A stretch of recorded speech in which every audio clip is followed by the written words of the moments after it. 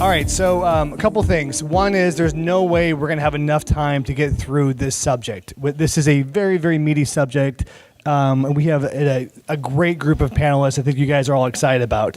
A friend of mine attended a conference last week where they said marketing is not rocket science. It's actually much more complicated than that. And this person literally says that we know more about jet propulsion and aerodynamics and how to send a rocket up into the atmosphere than we do whether or not someone's going to buy a Coke or a Pepsi. And that's true. So I'm excited to say we have a group of 5 rocket scientists up here, which I will quickly introduce, and then we will get started. So in no particular order, Andrew Milner, there's Andrew, of Chili's is here. He is the digital marketing manager. He's been in 8 years. He's obviously an expert, so say hello to Andrew. Kevin Jemison. Kevin is with Adobe. He has 12 years of experience. He worked at Hilton before.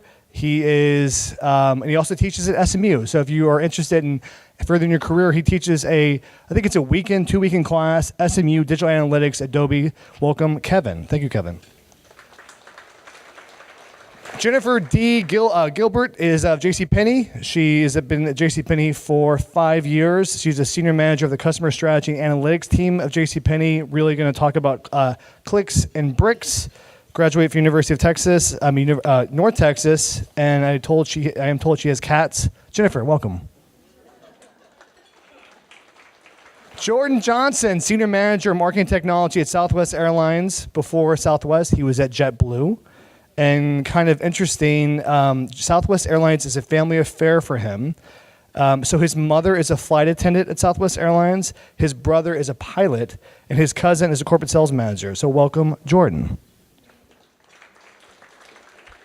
And last but not least, John Oran is the Director of Digital Analytics at Academic Partnerships. He's over 15 years experience in digital analytics and executing numerous A/B tests, multiple channels. Before that, he was at the Richards Group.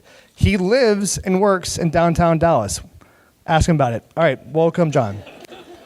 All right, so we are going to cover insights. We're going to cover first touch attribution. We're going to give some great tips. I want to start off with Jennifer. What is one of the biggest misunderstandings people have about digital marketing analytics? And I think, hit the button. There we go.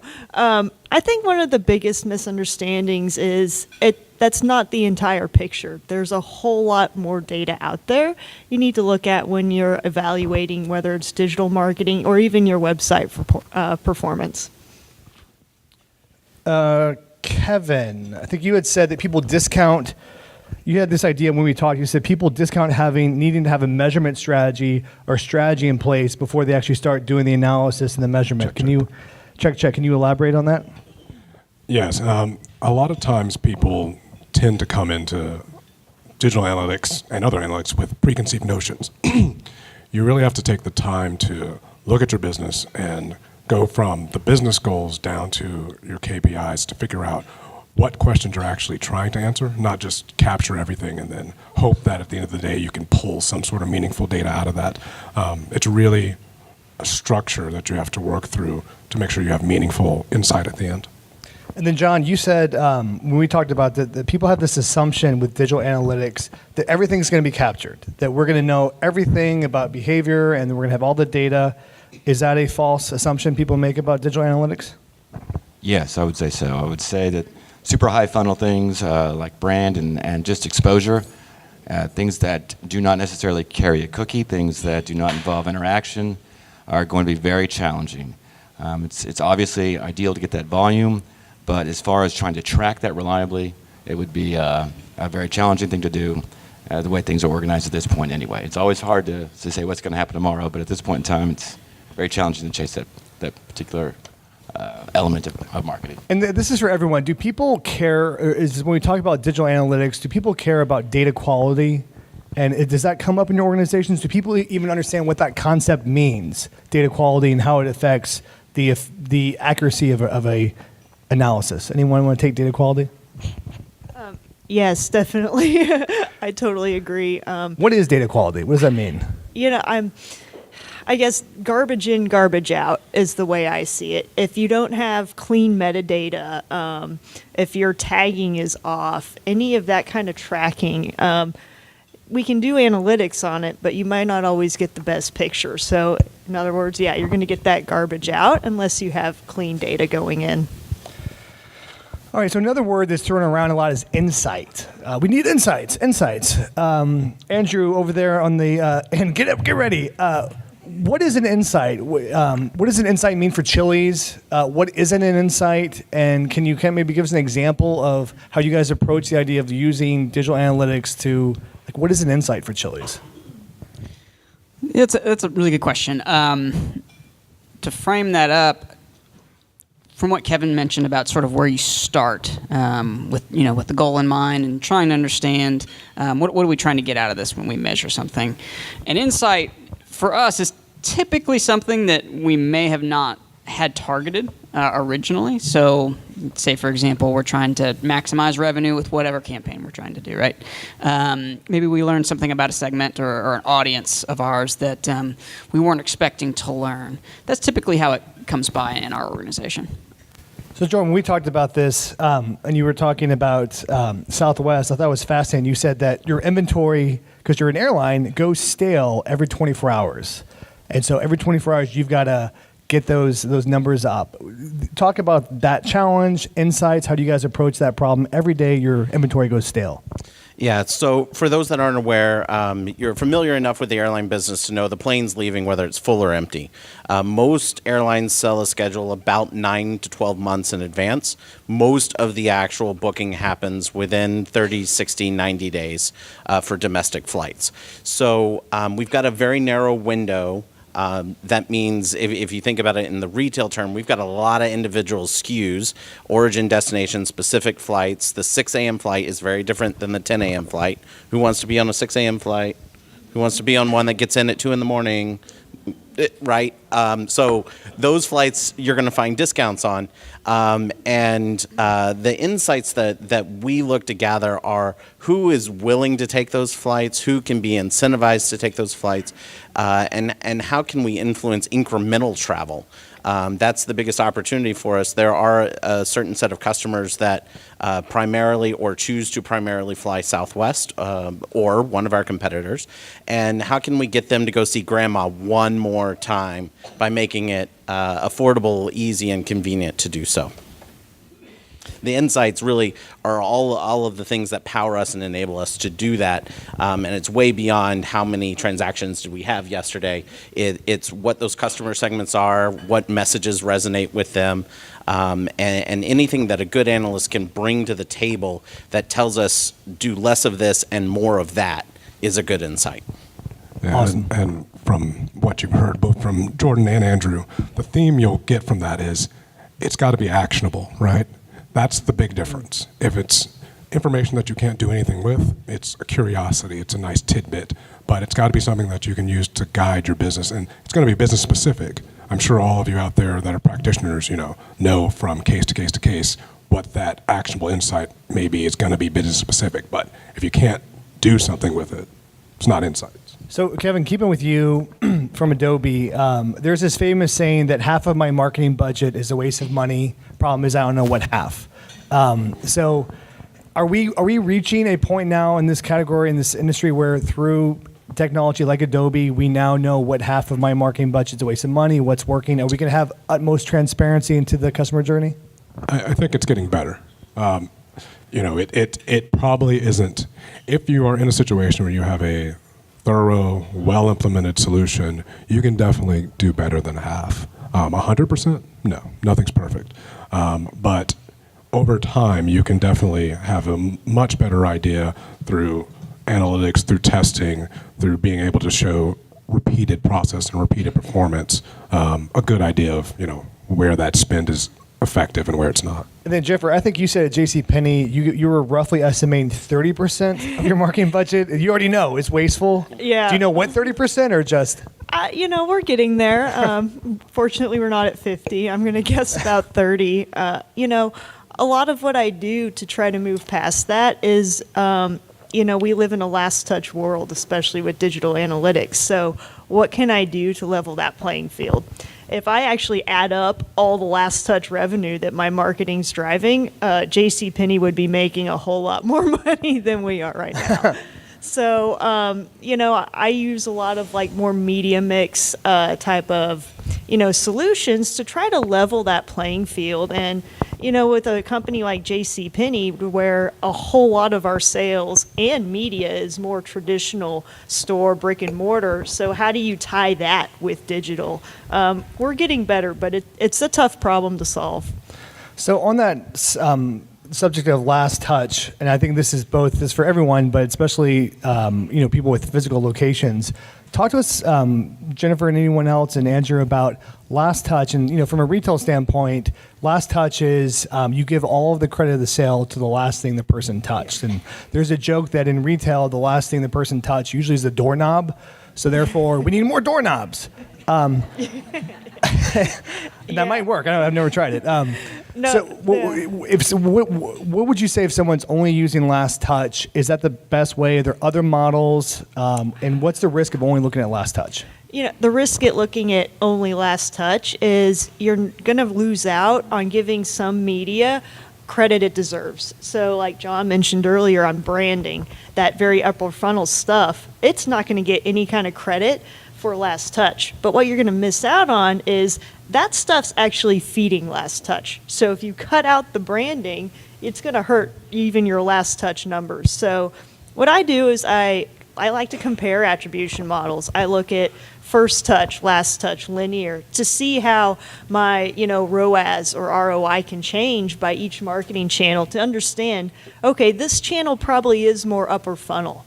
You can do some kind of path analysis too to understand, maybe my basket paid search feeds into brand paid search later on down the road.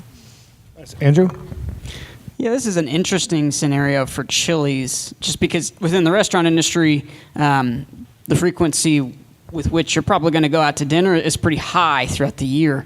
So with us, the last touch attribution sort of controversy, it's not as prominent for us, just because when somebody's looking for food, they're typically going to eat it within the next 30 minutes to an hour. So for us, that's not that big of a controversy. For us, I think the bigger thing is when they search for it, and even if they hit our website, are they actually coming into the restaurant? So we have a good portion of our sales that come through online and call in to go, but are those people actually coming into our restaurants afterwards, and determining if that is a driver? Because currently there's not a great way. Since everybody has this in their pocket, we sort of know where you are, but it's a matter of can we connect when you searched or when you saw that video to you actually coming into the restaurant? Fortunately, unfortunately, things are getting more and more intelligent in that way and follow us around. So that's the way we typically. And then, John, I think last touch, you guys, academic partnerships, and for you guys that don't understand, academic partnerships, I believe you guys help universities monetize their courses online. For you guys, last touch has a lot of value. Correct. We have primarily first-time customers. I work in lead generation, to Brad's point, which is a lot of landing pages, hundreds of landing pages for these various universities. Yeah. So I'll point this way. No idea what I'm doing. You guys need to go sit over there. So, because we have so many first-time customers, and because they don't come back, because these are landing pages with forums, very simple stuff, people looking for an online education, and the journey is very short as far as the decision-making. A lot of organic goes into it, but the actual revenue comes many months later after they've applied and registered for an online class. So because that back end is so important on the contact strategy and keeping them retained and interested in the program, it's such a changing life decision that when people go back to school. That last touch is actually a pretty small window, but it's really about combing the people that are already interested. We don't do much to, say, build the interest because it's such a complicated decision, and that lead gen is, again, just it's such a fraction of a second, I realize, but it's about identifying all the audiences that are interested more than it is about following the customer journey. And then Jordan, last thing on Last Touch, and we'll move on. Southwest Airlines, obviously a complex business. I think you had mentioned that you guys compare Last Touch, First Touch, Multi-Touch, and then see if there's similarities or differences. Talk about that approach. Yeah, so we certainly don't have it all figured out at this point. Anyone in the room have it figured out? Okay, good. Not just me. For those in the front, there were no hands whatsoever in the room. I'm glad no one's ahead of us. But we're working really heavily on a paid-owned-earned model, a poem model project that we've got going. And our leadership for years just wants to know what the lever is to pull. How much should I spend in TV? How much should I spend in digital? How much time, energy, and effort should we put into social? Speaking very quickly about social, you'll see our Twitter handle on the screen at Southwest Air. We staff 24/7. If anyone in the room picks up tweets right now, listening to Jordan, he did a super awesome job. Way to go at Southwest Air. You may, by this afternoon, have a response. But we are listening to our customers 24/7 through all of our channels and how they respond.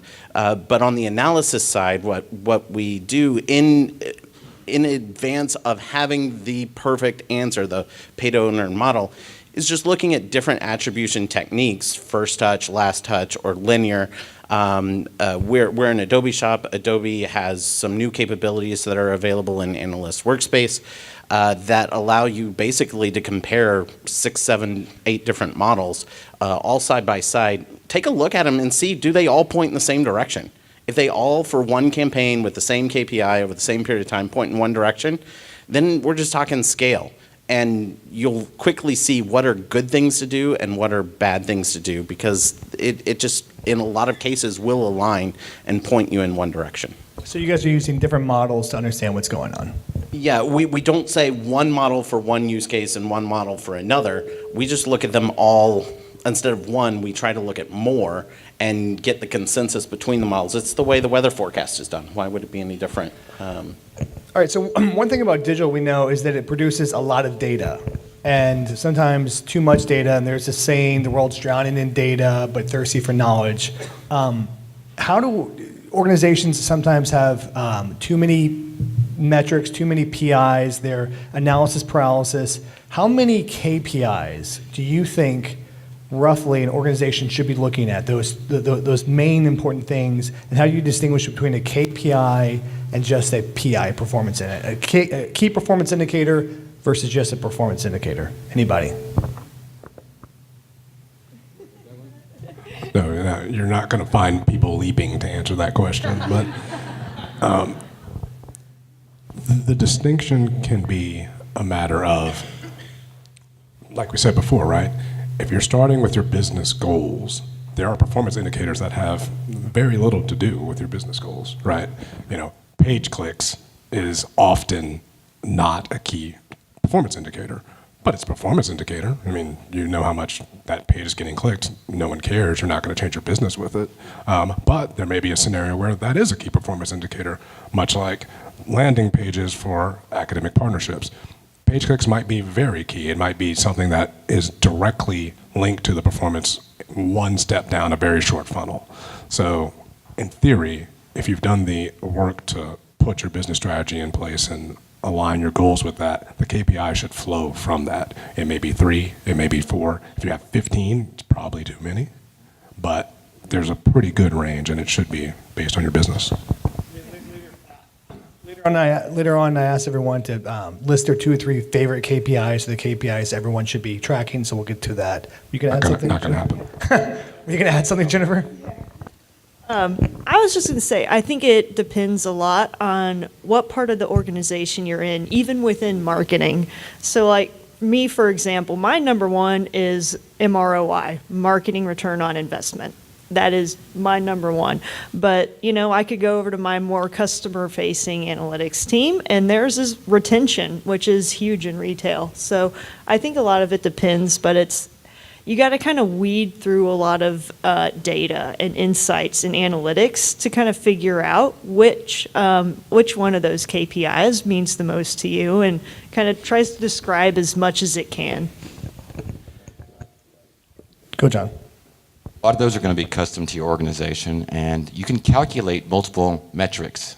and create a calculated metric that's never been thought of and is, again, unique to your organization. An example would be our organization depends a lot on the universities pointing traffic to us. So one of our KPIs is monitoring that against, these are very valuable students that understand the brand, that are looking at the online options. So EDU referral rate, the amount of traffic coming from those universities, and are they working with us to cross-link? So it's an SEO KPI, but this is done with two different metrics, just simply divided. Andrew. Just very quickly, in my experience, these KPIs have changed. So being a part of a public company, these things can change every 180 days, every 90 days. So what I've learned to do is just get used to the fact that the KPIs are going to change, but be ready for it when they do. Prepare ahead of time. Sticking with you, Andrew, this idea of clicks and bricks, which is connecting the dots between offline activity and someone going into Chili's and buying yummy, delicious queso, or someone going online to JCPenney but then walking and actually buying a pair of socks. Obviously, very complex. Any models, any ideas, or the struggles you guys are doing to connect the dots between online and offline? Actually, what Jordan was talking about looking at multiple different models at the same time is a similar philosophy with what we have with pixel tracking, essentially. So when you see online video or whatever piece of creative that you're going to see online for us for media, we have several different vendors, essentially, that we'll use to do that pixel tracking for us. Some of them say different things than other ones do. So it's sort of checking on the weather and seeing where things are flowing. Also, each one of them does their measurement just a little bit differently. So for every Chili's that's in a strip mall or whatever it is, not every Chili's is the same floor plan. So are they actually just in the parking lot 3 spaces away, or are they actually in the dining room? Just little things like that. And again, the devil is in the details for some of this stuff, but taking an entire view of it is the strategy we take. Yeah, that's a huge part of what I do at JCPenney. When 70+% of your sales still occur in stores, and we know there's a huge digital impact. How can I get a read on that, and how can I optimize marketing dollars to impact that positively? So it's about putting the right data in the right place. So I use a lot of different vendors. I put my known customer store transactions into digital platforms like Google DCM, Facebook, you name it, to help get an idea of, what this customer, they saw one of my digital ads, but then they went and bought in store. So we look at that. I use a lot of, you compare a bunch of different models. I use a lot of media mix modeling. That's one of my biggest kind of sources of truth, you could say, to understand that how, all of that media can impact traffic. So it's really about tying your more traditional data sources, CRM, with what you see digitally to try to get that big picture. All right, sweet. Let's switch gears a little bit, and obviously marketing is becoming very complex. Digital marketing is very complex. Let's talk about the organization and the culture. And I think one of the assumptions about digital is that it's airtight. Andrew mentioned that different platforms have different methodologies of measurement, so it's not always one-to-one. How do you, as a digital analyst professional within your organizations, are people intimidated by this? Do people see the value in this? How do you get them to see and adopt a more analytical way of looking at business and the challenges of doing that? All right, so on this one, I am a little bit impassioned in the fact that I think people are intimidated by it, but I think it's simpler than most people think it is. A big part of this is where on the sort of digital divide you sit. But I think that, I've tried several things. I've tried having, classroom, or I should say, luncheons. I've tried for my teams. I've tried, to cross the digital divide. I think people are intimidated by it in the same way that my grandmother's intimidated by the remote control. Or, it's simpler if you just Great analogy. But it's simpler. Once you learn where the power button is, the rest is a cakewalk. And so I do watch my logins, and I do try to make it into a joke. You have to remain approachable. But chemistry goes a long ways, and if you can find somebody that understands it, that's outside of the technical sphere, that is just a standard marketer, and they're a good communicator as well, then you have a soldier, and then you can try to openly talk. I'm fortunate enough to have an open area where these conversations can be handled and people can listen in. But I think it's just discourse and casual discourse that will do it. And I do give people that don't log in kind of a hard time, but you don't want to press on this either. You want to let them come to you, and ideally through curiosity. You find a business advantage and you sell it through other people, ideally. All right, so we have about 10 more minutes, and then we'll open up to questions. Along those same lines about internal culture, how do you move a culture from being metrics-oriented, which is what is happening, to more analytical-oriented, which is why is it happening, and connecting the dots? A lot of times you'll just give a report, and here's October digital report, and that's it. How do you get them to actually start questioning and asking why? What's the answer? Well, I don't think there is one answer. It's repetition. I'm going to leadership over and over and over and over again, with the same numbers. You just kind of, a lot of socialization, change management when you bring on new things, and kind of building, I guess, equity within yourself and your organization. So you're a person people trust. I work a lot across the aisles. While I'm in marketing, I work with IT a lot. I work with my .com team a lot, and they know me as a go-to person for data and analytics. So I've built that equity to where when I do send out a number, people trust it. So I think that's really helpful, but yeah, it's a lot of just repetition. You did say, I try to get along with everyone. Oh, I do. Really try to get along with everyone. I actually recently saw an article from Mark Cuban on the power of just being nice, and I think that really can go a long way. So the one thing that I can say is coming from a consulting perspective, so I work with a lot of diverse, different size, different types, different lines of businesses. Across the board, there isn't just one sort of key thing that will suddenly change a organization into a data-focused, data-driven organization. Doesn't matter your size, doesn't matter your complexity, doesn't matter what type of business you're in. You will find a wide array of adoption within the very same types of businesses. What I have seen that tends to be a consistent driver is if those that are responsible for making investments in analytics, in marketing, are also driven to have that performance tied to it at the very beginning. For the organizations that say, hey, we're going to invest this, but as part of this investment, we expect to have the ability to gauge performance and to change the way that we're going to be doing business in the future based on this investment. That'll trickle down, and you will find that a lot more people tend to buy into the analytics organization when that happens. Without it, it really doesn't matter what the budget is. I've seen, budgets almost identical in the millions of dollars for organizations that take very different approaches because they're not expected to deliver that type of performance measurement from day one. Thanks, Jordan. I'm going to try to get two more topics, and then we'll open it up to questions.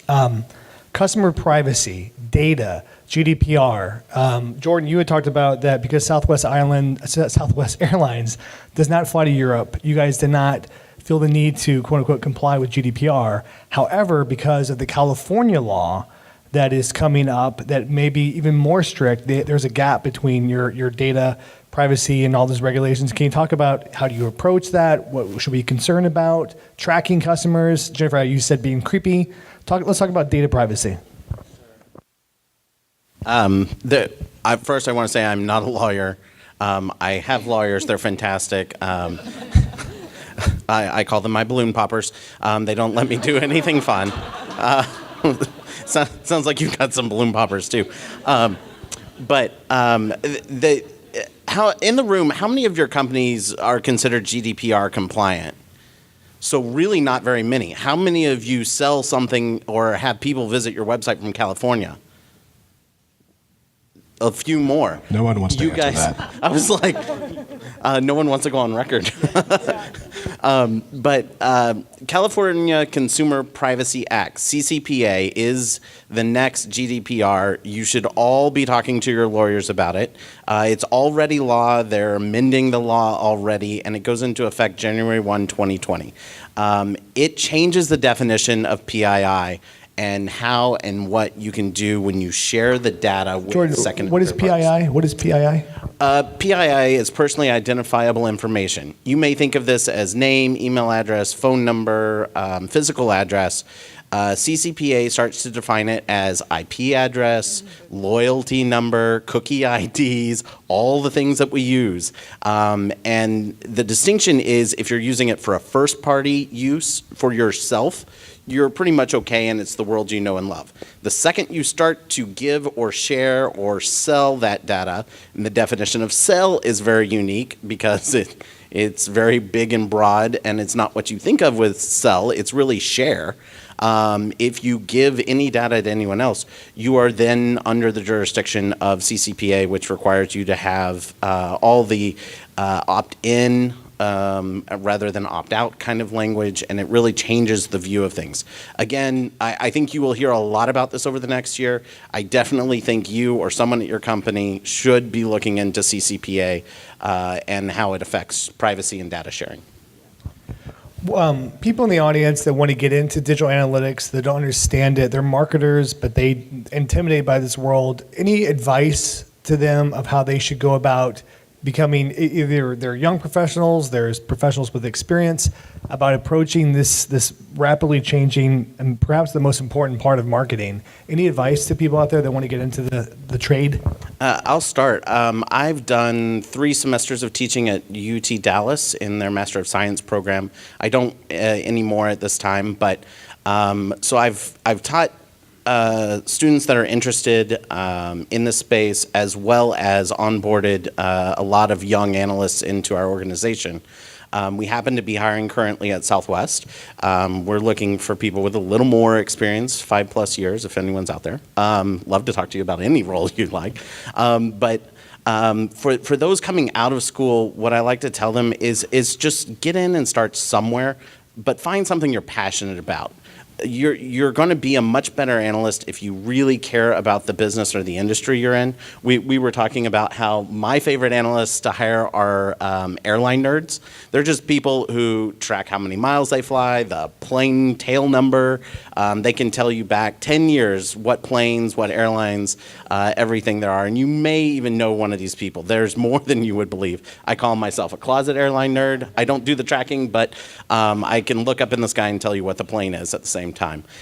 People with an inherent interest in the business or the industry they're working in will ask better questions, they will dig deeper, and they will work harder. Awesome. Anyone else? Advice? Sure. In brief, one of the great things about our line of business is that it is relatively accessible to get your foot in the door. Though some tools are high dollar, and there are ones that are a bit easier to get your hands on. There are plenty of groups and organizations out there that are desperate for analytics talent. They don't particularly need someone that has a lot of experience. So you can go and work for a nonprofit that's a volunteer and say, hey, I just want to get my feet wet. I'll come in and do a simple analytics implementation for you, and we'll both learn something.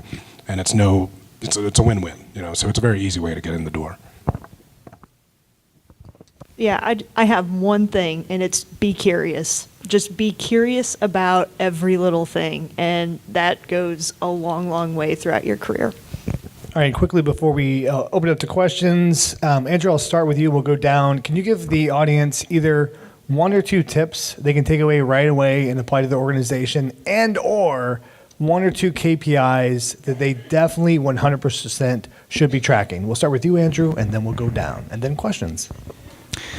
Both good questions. One is sort of stolen from what I've gleaned out of this conversation today, and it's rung true for me, is just knowing the business that you're serving.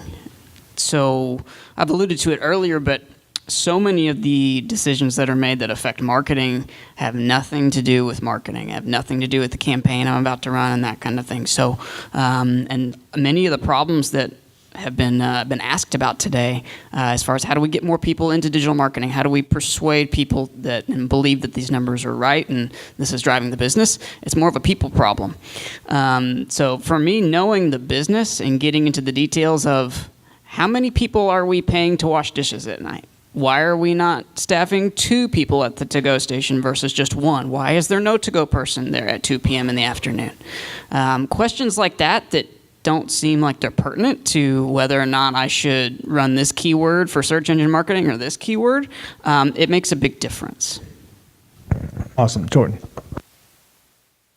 As the only one who didn't get to answer the KPI question, at Southwest, I think there are 3 KPIs. One is how much revenue did we book yesterday? How effective were we at selling? Our net promoter score, customer comes first at Southwest. We are a customer-centric airline, so we care what our customers have to say. We're listening and responding to them. And the last is kind of combining the two is how full are our planes?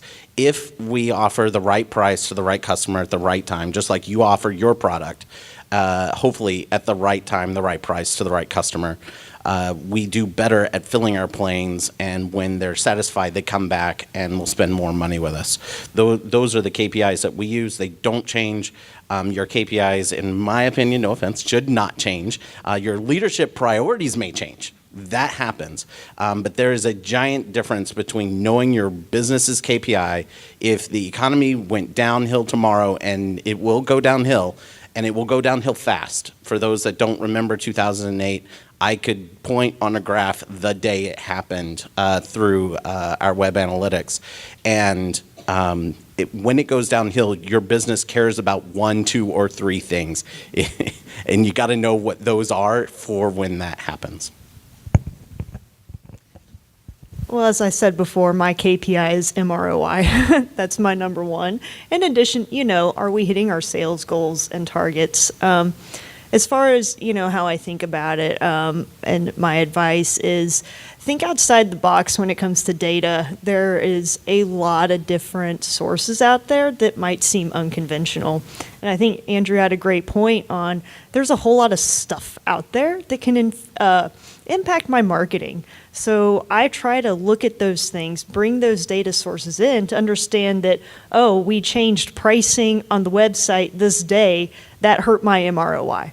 So, trying to find those patterns that aren't necessarily marketing related, I think can go a long ways. So we've talked a lot about very hard, very quantitative things that come out of our very quantitative tool sets. But before you get to that point, you really can't ignore the importance of process and governance and making sure that a lot of the soft things are in line, because much like the garbage in, garbage out happens on data, it also happens on process. If you aren't working with your business stakeholders to make sure you even understand what they're looking for, if you aren't working with the IT people that are having to implement all of this, you end up with lots of cruft, and it'll deteriorate all of your hard work over time. So you've got to have a good process and good governance in place to make sure that you're able to continue performing, and you can't discount that. Well, these guys stole all the good answers. I would agree with the 2 great questions to ask yourself. On the first question is, why is it so, and wouldn't it be cool if? And those are 2 key questions for an analyst. That's good. And that's chase every element of curiosity. Put yourself in your end user's shoes. Chrome extensions go a long ways. I know it sounds silly, but those tools will teach you a lot about this because you're looking at the website, and this is again with the starting analyst. You're looking at the website, you can see how it reports in data. So that's another aspect that gives you context. When you're looking at reports, sometimes you lose that easily. I guess I would also mention, as far as the KPIs, I mentioned sort of sign in and trying to create your own. I would mention that there's an element of creativity there as well. If you can find 2 things that seem to be good cohorts, try to assemble them into a single number. And I realize there's some danger here. You have to watch it and monitor it and check its stability. But every company has different KPIs. You want to watch engagement, and you want to watch the engagement of what you suspect will be someone that purchases or leaves their name. And so I guess I'm going to give the vanilla answer of follow the money and follow engagement. Awesome. All right, so let's give a round of applause to our panel. Andrew from Chili's, Kevin from Adobe, Jennifer from JCPenney, Jordan from Southwest Airlines, and John from Academic Partnerships. It's not every day that you get to ask questions of DFW's top digital analysts. So for the next 15 minutes, if you guys have a question, raise your hand, and Troy will bring you the mic. Of course, the first one's all the way at the back of the room. So first, thank you all very much, and appreciate GDPR and CCPA coming up, because I've lost a lot of sleep over that over the last couple of years. So kind of combining, and especially Andrew and Jordan, with this, if we accept for the moment the context that the KPIs or the reporting, et cetera, that a company has might shift, having some baseline data is, of course, critical to be able for when we now need to report on it, develop plans, et cetera. But at least with GDPR, and I haven't dug as deep with CCPA, but it sounds terrifying, that with GDPR, we have to be deliberate and explicit about what information we're requesting and what we plan to do with it, where it sounds like our hands are going to be greater tied with CCPA and all of us having to comply with this. What are your thoughts, recommendations, and how to move forward with those restrictions? Well, I don't want to give anyone nightmares. So, again, do talk to your lawyers. If you are already GDPR compliant, most likely the jump for CCPA is not very much. But as those in the back of the room saw, there's not a lot of people in here willing to admit they're GDPR compliant. And if you're not GDPR compliant, you have a much bigger jump. At Southwest, we take a conservative approach. We don't sell or share our customer data. The only third parties we work with are those in service of our needs, such as the DSPs, DMPs, and things like that. So when your company monetizes the data and tries to go after a lot of those things, or includes a lot of partner pixels, or you have loose oversight into your agency who dumps 50 pixels on your website and all the piggybacking gets out of control, that's where you're going to have issues and problems as you go forward. I don't believe that GDPR or CCPA should directly impact your ability to track and monitor your customers' performance on your own website. There are things you need to do to stay compliant, but it doesn't fundamentally change what and how we do digital analytics, in my opinion. What are the things you wish you had done differently 5 years ago to be better prepared for where you are now? And looking ahead 3 to 5 years, what online classes through academic partnerships should you be taking now to prepare for where things are going? By where things are going, you're referring to GDPR, CCPA, or in the direction of the company to chase and grow? I'm sorry, for the individual, or? Okay, cool. Yes, absolutely. So please leave your name with me. To speak to the first point, which is where things are going with the company. The use of the variously growing channels, and we talked about social here, we talked about mobile, we talked about a lot of things. They're trying to determine where the traffic is coming from and what the intended behavior is. I would say that things are growing more complex. Things are growing into, multi-channel views, even under one disguise like social. I mean, that could be anything. To grow that is to find new audiences and to reach out to them. Reaching out to them without being obvious in your intentions is one of the bigger challenges. So to grow and to encourage interest in something like growing yourself through education, I would say is one of the challenges, and to be creative with that and to track that down are all the reasons we're up here. I don't know if that answers your question. I would say I honestly don't really regret not doing anything in the past 5 years. I've always been willing to try new things, learn new tools, do data sets. So I think keep with that. For me, I think things are going, the lines between like analyst, data scientist are blurring. So for me, it's learning new tools to help me get there, learning how machine learning can work and impact marketing, learning, software programs like R or Python for data analytics. That's where I would think going forward. I mentioned one more thing, which is clean naming in life. It doesn't matter if you're naming a file, just become clean naming conventions, subject lines, everything. Just get into a habit, like a borderline OC habit of naming things well, and it'll treat you in the future with search, with aggregating reports. It sounds silly, but it's really true. I think for me personally, I can tell you 5 years ago, I was working primarily in web analytics. If that's the mindset you have, your scope and ability to integrate your analytics and the work your team's doing into the business will be limited. You have to be willing to bring in data from across the company. Like you said, you've got to be able to ingest other tools, other data sources. And my role in the last 5 years has morphed more into data integration, vendor selection, and working a lot more closely with the organization to enable the data from insights to engagement end to end. And that's where I think if you're not there, you need to be looking in that direction. You and your role don't have to move in that direction, but you have to be prepared to play in that world where it's not you and the report you do, it's how you impact the business and what you add in terms of value to the knowledge base of your leadership team.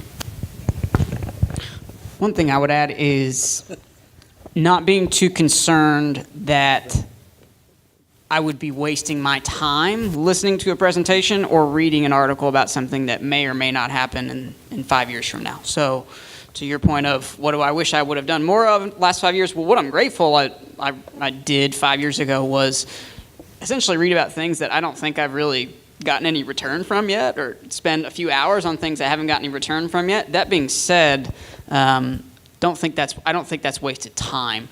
So an example, there's a type of database out there that's called a graph database. And only a couple companies in the world actually use it because they do their own development on it, one being Netflix. Essentially, after you watch a few shows, they store those shows in a specific way in their database, and essentially it's a big spider web around spider web that says, what does this person want to watch next? And the way they do that is specifically proprietary. Chili's doesn't do anything like that today. If I look at it that way, there's no return on it. That being said, I can speak to it. So just an example, I wouldn't really think of it as, if I'm spending 4 hours of my time on this, I need to be able to get either a boosted salary, a sale, whatever on it. I think that's a mistake. Thanks to the panel, great discussion today. I wanted to ask, in your modeling, when you're doing modeling work for attribution, are you able to find any indicators of purchase intent when you do that modeling?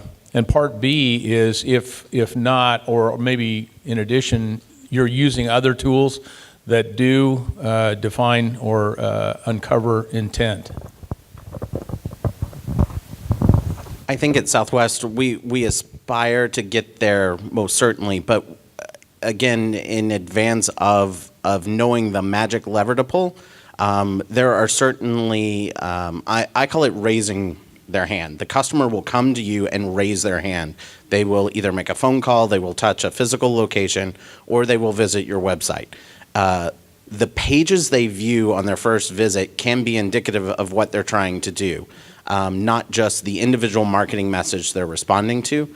And if you take the audience who's doing the thing you want and start to look upstream at how those visits flow and the work that you're doing to analyze how those customers are behaving as they flow through your site, and the channels that are driving the different levels of engagement, you get a better understanding of the type of customer and the mindset of the customer. And once you have that, you can start to do things like lookalike modeling with your paid or owned media. And then, we're not talking about personalization or content targeting, but you certainly can start to use and activate those audiences that you find, especially in lookalike environments, to help surface the content and speed the time to from customer through the customer discovery phase of the product, tool, or service you're trying to sell. All right. So with that, we're going to close for now. I want another round of applause for our awesome panel. Thanks, guys.